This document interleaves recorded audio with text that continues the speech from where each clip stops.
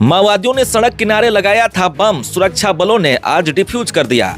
आज मनहरपुर के छोटा नागरा से किरुबुरु जाने वाली मुख्य सड़क टोंटोगढ़ा के पास उस वक्त हड़कंप मच गया जब सीआरपीएफ जवानों के डोग ने एक सड़क किनारे लगे बम को सूंघ लिया।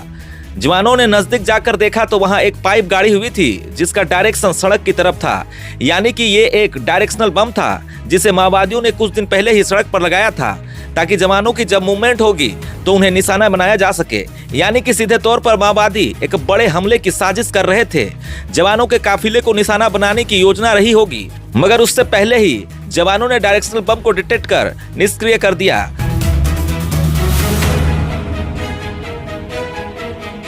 चलिए जानते हैं कैसे काम करता है डायरेक्शनल बम और कितना खतरनाक है। सामान्य तौर पर अगर देखें तो डायरेक्शनल बम बनाने के लिए नक्सली जो हैं पोकलेन मशीन का मजबूत सिलेंडर इस्तेमाल करते हैं या फिर कोई भी मोटी मजबूत पाइप।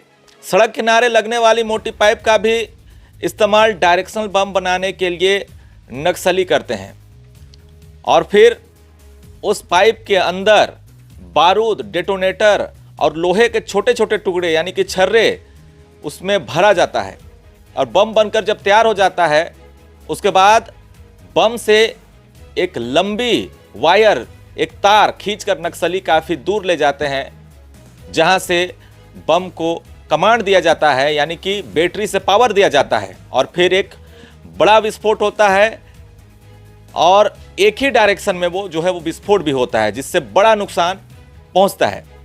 जानकर काफ़ी हैरानी होगी कि जिस जगह यानी कि जिस सड़क किनारे ये बम मिला वो सेडल गेट से काफ़ी नज़दीक है और सेडल गेट में पुलिस का एक कैंप भी है। उसके बावजूद माओवादी ने जवानों को निशाना बनाने के लिए सड़क किनारे इस तरह से डायरेक्शनल बम लगाया था।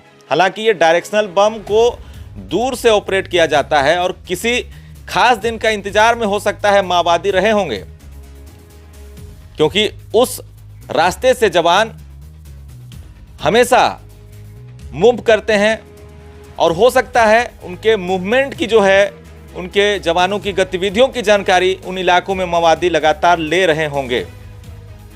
आपने देखा होगा हाल के दिनों में कुमडी के जंगलों में माओवादियों का शीर्ष नेतृत्व अनलदा और उसके सभी साथी उस वक्त मारे गए। इस समय से ऐसा लग रहा था कि माओवादी किसी बड़ी घटना को अंजाम देने की फिराक में है, अपने मारे गए साथियों का वो बदला लेना चाहते हैं। और देखिए किस तरीके से आज मुख्य मार्ग पर सड़क किनारे एक डायरेक्शनल बम मिला, एक पाइप बम मिला। जब कुमडी इलाके में मुठभेड़ हुई थी तब नक्सली इसी टोंटोगढ़ा रास्ते में ज़्यादातर उनकी आवाजाही होती रहती थी। ऐसे में उनको पता था कि किस जगह बम लगाना है, किस जगह ज़्यादा नुकसान होगा और ऐसे घुमावदार रास्ते का उन्होंने चुनाव किया और उसी की तरफ वो पाइप का वो डायरेक्शन को उन्होंने दिया और साथ ही ऐसा पेड़ का चुनाव किया जिसका जड़ साफ तौर पर दिखाई दे रहा था ताकि किसी को ये शक ना हो कि वहां पर कोई भी बम लगाया गया है। यह डायरेक्शनल बम माओवादियों ने साल 2009 से ही बनाना शुरू कर दिया था।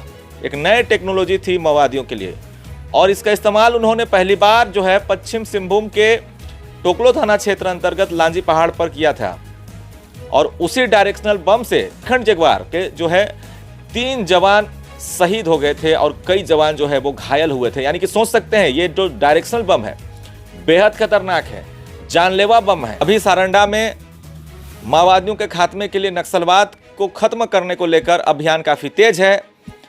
जवानों की शिफ्टिंग हो रही है, जवानों के काफिले आ रहे हैं, जा रहे हैं और कहीं ना कहीं माओवादी हैं इन्हीं जवानों के काफिले पर हमला करने की योजना वो बना रहे होंगे और उसका जीता जागता ये सबूत है कि वो सड़क किनारे उन्होंने एक 10 केजी का डायरेक्शनल बम लगाया था। फिलहाल अभी के लिए बस इतना ही। देखते रहे न्यूज़ आपका। धन्यवाद।